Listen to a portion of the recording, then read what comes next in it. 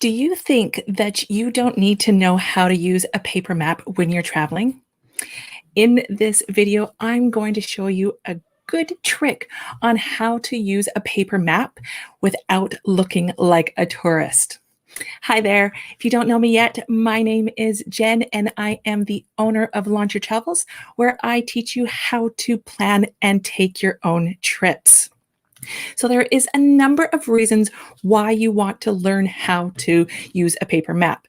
Most people's go-to is going to be the digital maps. So you're going to have your phone, you're going to have Google Maps or whichever mapping system that you like on your phone, and you're going to follow that.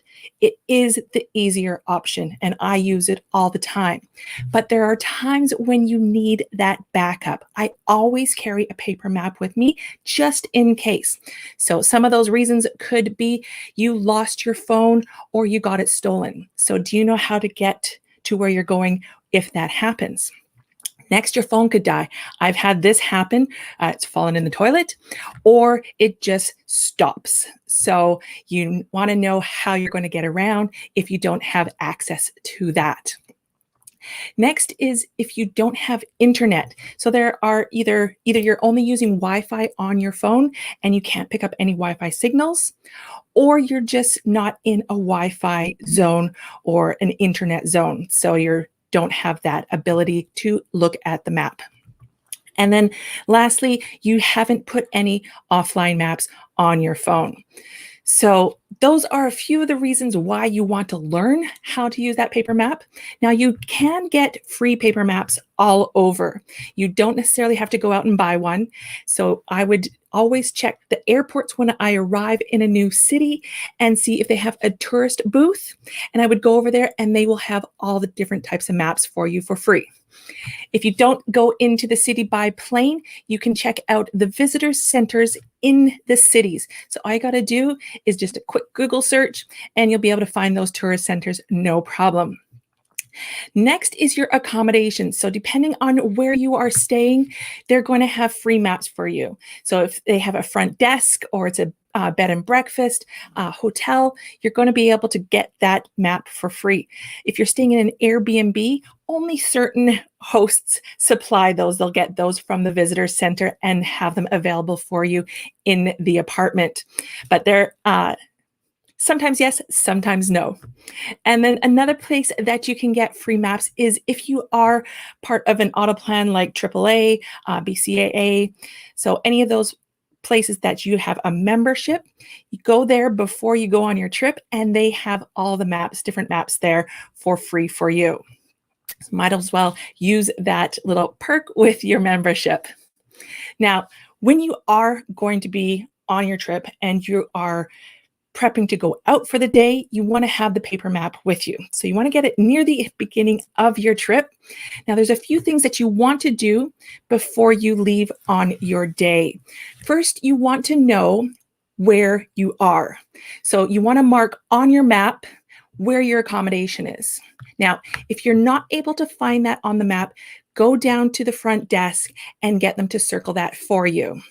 Now, if you are staying in an Airbnb, when you first meet them and you go out for the little tour around the accommodations, get them to pull out your map and then get them to mark it on there so you have it there for the whole time you're staying. Now, from here, you want to know where you're going to go that day, because the last thing you want to do is have something go wrong with your phone and say you pull out the map, and they're usually quite big. So you go and stand in the middle of the street and you have it out like this. And you look very much like a tourist. And although there is nothing wrong with looking like a tourist, when you are using a map like that, you are a bit of a bigger target for thieves. They know you're distracted. They know you don't know where you're going, so they can maybe pickpocket you or something like that.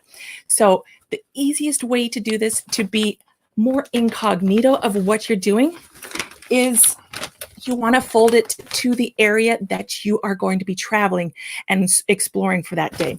So if you can see this, I have like my accommodation circled here. and I know I'm going to be in this area for the day. So it doesn't matter if you fold it not on the fold lines, fold it however you want. So you get just that little section that you're going to be in for the day, and fold it up this way. When you pull this out of your bag, you're just looking at a very small map. It's easier to read because you know exactly where everything is and where you are in that map, and you know where your accommodation is. You can also fold this and then just put that in your bag so it doesn't take up much room.